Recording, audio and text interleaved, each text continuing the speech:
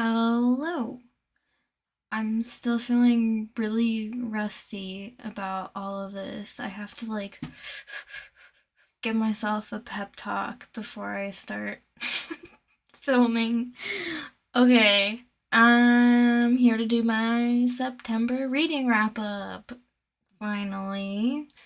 Didn't take me a third of the month to get here or anything. But it was a good month. I got out of my reading slump thanks to good friends helping me out. So I'm going to start with the Stepney Green Killer by E.C. Hansen, which we read with Emily from Dark Violet Dreams new book club. This was the first book we read with her book club, which obviously I'm gonna leave linked, although I'm sure you're subscribed to her if you're subscribed to me, but still.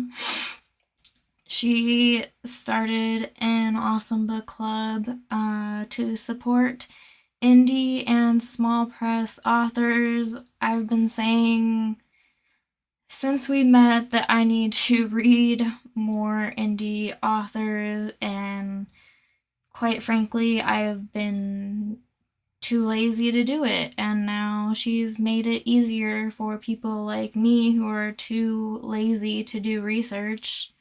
She's just made it easier for us. All I have to do is follow her book club and she tells us what to read. But anyways, what is this about? I'm gonna do my best to tell you because usually I pinpoint stuff in my journal all month long, and I didn't do that this month. But this is about a killer on the loose in this place called Stepney Green, and it follows, I believe, three different points of views. Trying to figure out who this killer is. And what I loved about it, with like a kind of crime thriller like this, is that it was very fast paced and it changed points of views a lot. So it just really kept you going and kept you invested in trying to figure out, okay, what's going on, what's going on. So yeah, fast paced kind of crime thriller. I did have one issue in that I don't want to say what it is though, because it's towards the end and I feel like it would give spoilers, but it did knock a star off for me. But overall, I did still give this 4 stars. I really liked it and I would definitely recommend it if you like that kind of crime thriller with bits of horror vibe. I mean, it's nothing like Silence of the Lambs, but it kind of has that, like, feel of, like, it's very much like crime thriller, but there are those bits of horror sprinkled into it, if you know what I mean. Like, don't get mad at me if you're like, oh my god, she said it was like Silence of the Lambs, and it's nothing like Silence of the Lambs, but you know what I mean. I hope. Okay, I'm gonna stop being awkward now. Okay, and then a certain somebody and I got in a discussion about a certain author that we had read one of his books and we both really, really liked it. And we were like, I want to read more of this author. But we're like, first, let's reread his book that we've both read. And so, Bad from Bad is Rad 2 and I, Buddy reread Dead Inside. This one has been going around for a long time now. Yes, people are very divided on it. we both love this book. Okay, it's about a guy who likes to diddle corpses. He doesn't like women who are alive, and he meets a woman who has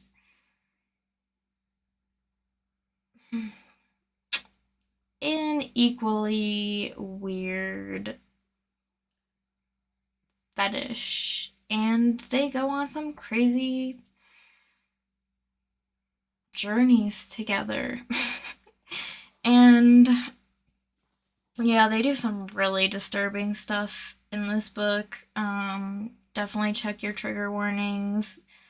I do not typically say which specific trigger warnings because I think that goes into spoiler territory. But yeah, I think what is really special about this book is just the way that Chandler Morrison uses dark humor to just keep the plot, the main character and the plot moving along. Like the main character is so he doesn't mean to be funny, but he has like no care for anything and he's just funny. I mean, I feel like if I say what it's probably already been given away, but I feel like if I say what the other characters fetish is, it's a little bit spoilery, but I mean, let's just say that he walks in on her naked and covered in blood and his only question is, why are you naked?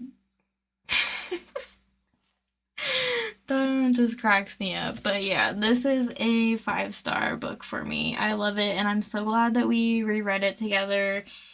And then we, in our crazy minds, we were just like, idea, let's read every Chandler Morrison book together. And I'm so glad we did. This came about because we both actually purchased Thigh Gap, hashtag Thigh Gap. And I was doing some rearranging and stuff, and I didn't even remember that I bought this book, honestly. But I was like, oh, hey, I have this book. I forgot.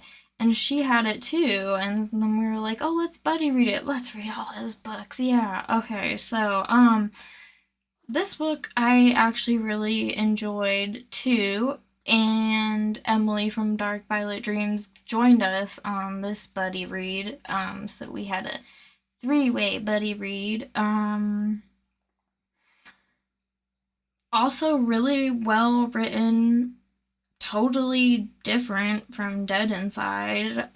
So this follows a female model in LA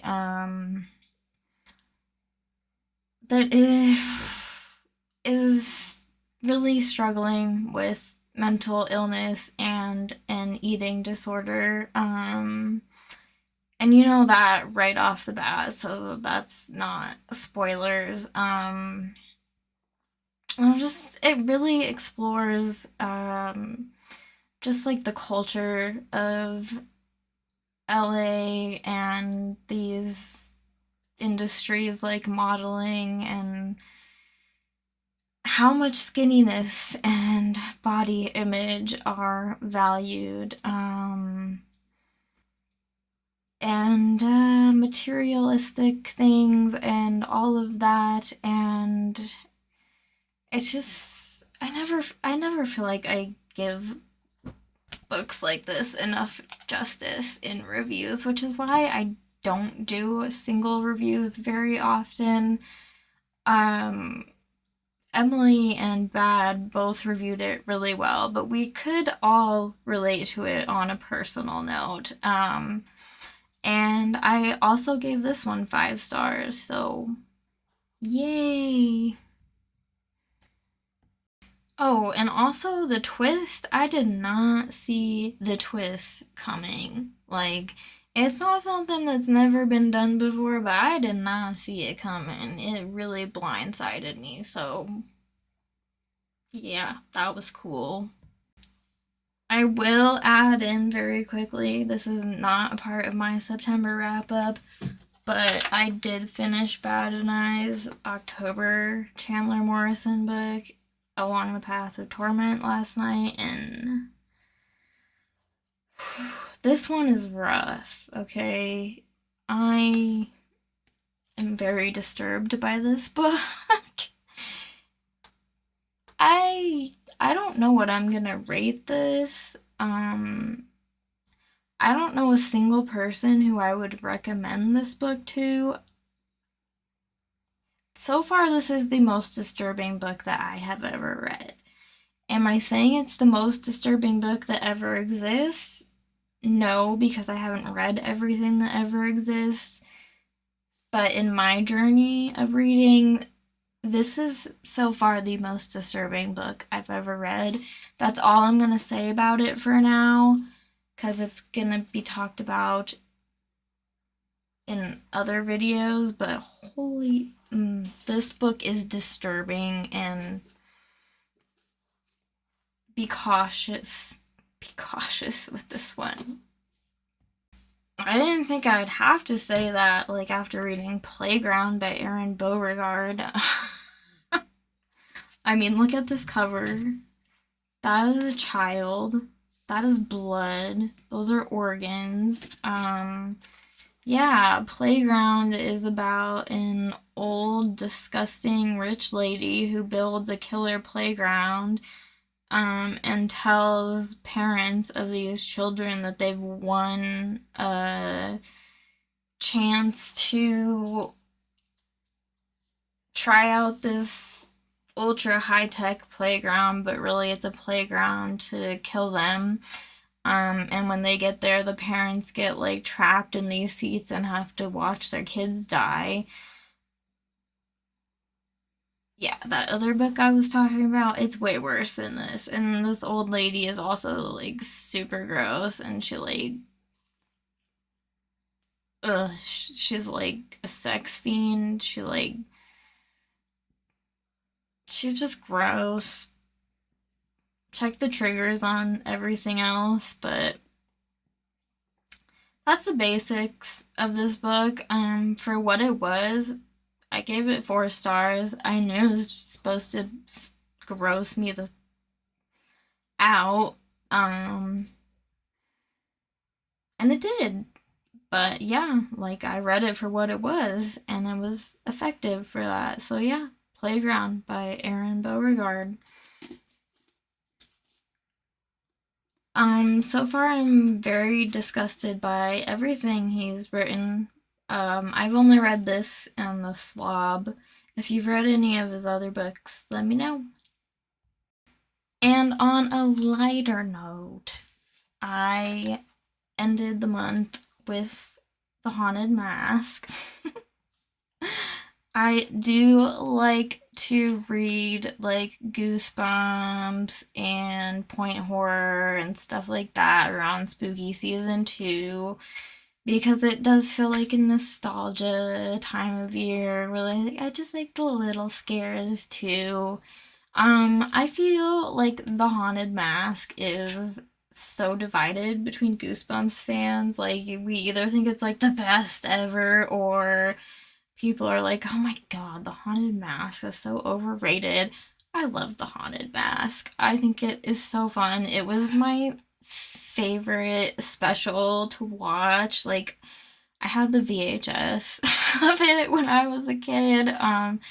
So yeah, I love it. You know, it's just about a girl who gets scared really easily, and she wants to scare her friends, and she ends up getting a super scary mask that gets supernatural powers.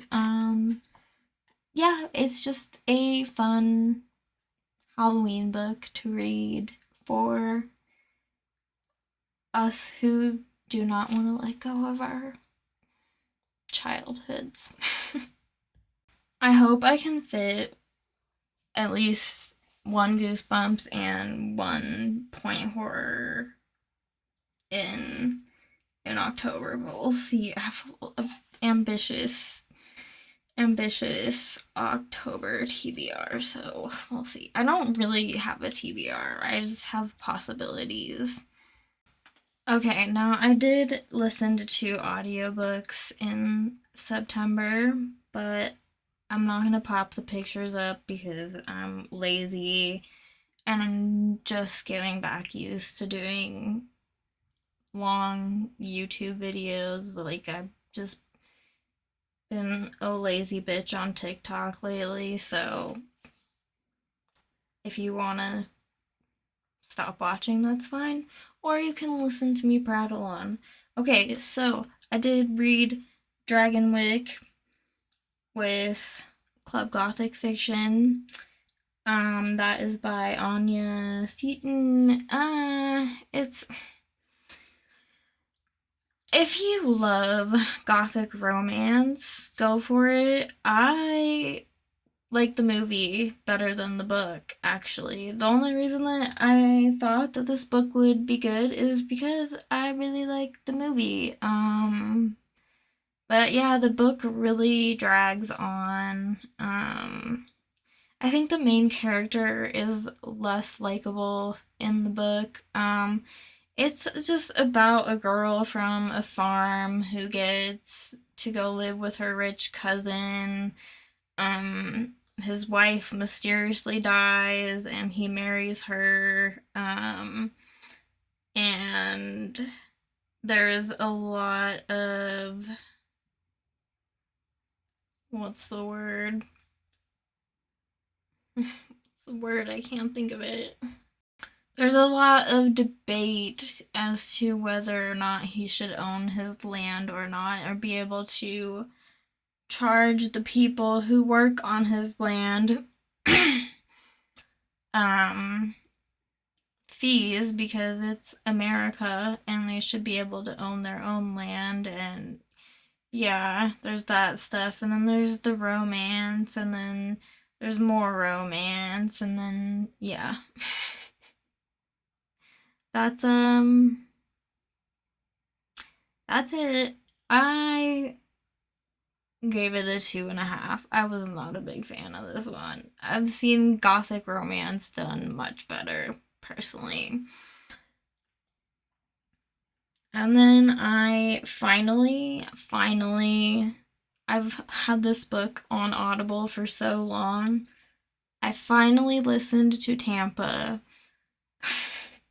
I think I've had this for like 3 years, by Alyssa Nutting. I can't believe that's her last name. I'm sorry, I'm so immature. But this book, okay, I gave it 3 stars. I didn't think it was the best book. Okay, it's about a woman who is attracted to boys right before they turn into men, which is, I guess, technically not a pedophile, but called some other term. Whatever. The thing is, like, I love stories about horrible, despicable people who have no conscience, and this was about a horrible, despicable woman with no conscience, and she, like, she was so messed up to her husband, she was so messed up to, like, everybody, but there was just too many gross sex scenes with underage boys for me to really get down with it. And yeah, I mean, 3 stars. I liked, there's stuff I liked, and then there was stuff where I was like, oh man, I don't want to listen to this again, please go away. So yeah, 3 stars is, like, for me, is like, liked it, nothing great about it. But yeah, that is everything. Thank you so much for being here for my rambling if you were. I'm exhausted and I have Oops, I Did It Again stuck in my head because I've listened to it 3 times today. Yep, I did that. It came up once and I haven't heard it in a really long time and I was like, this song is so good. And Britney Spears in that red suit definitely was one of the things that made me know that I was not 100% a straight woman. And I was only 6 years old, so there. Also, the other thing was Barbies. Okay, I don't need to say anything else. Have a great day. Bye.